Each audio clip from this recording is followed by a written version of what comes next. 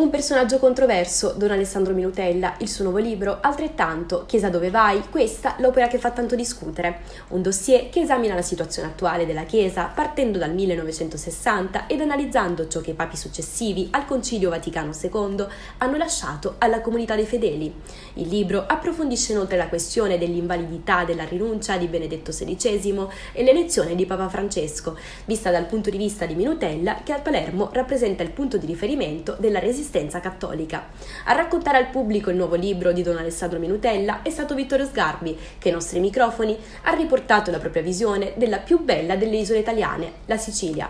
Ascoltiamolo. Quali sono i principali punti di forza culturali ed artistici della Sicilia che meritano maggiore attenzione e valorizzazione? Sono qua a presentare un libro di un prete che ha a cuore la nostra anima, e la Sicilia è piena di fedeli che sperano che Dio dia loro l'attenzione per i problemi della loro vita. Il resto che riguarda la Sicilia è un problema turistico, un problema culturale, un problema...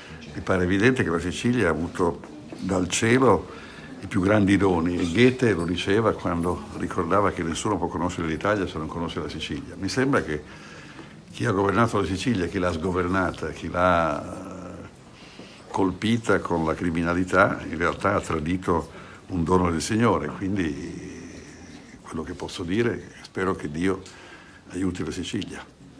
Falso, falso, falso, taci, taci, taci. Falso, falso, falso, taci, taci, taci. Taci, taci, taci. Taci, taci, taci. Taci, taci, taci. Taci, taci, taci, taci, taci, taci, taci, taci, taci, taci, taci, taci, taci, io e non tu, taci, io e non tu, io e non tu, io e non tu,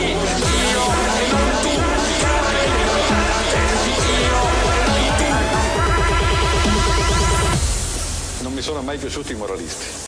Taci, taci, taci. Taci, taci, taci.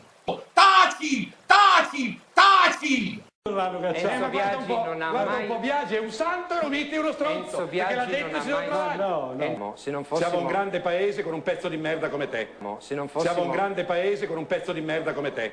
Se non fossimo... Siamo un grande paese con un pezzo di merda come te.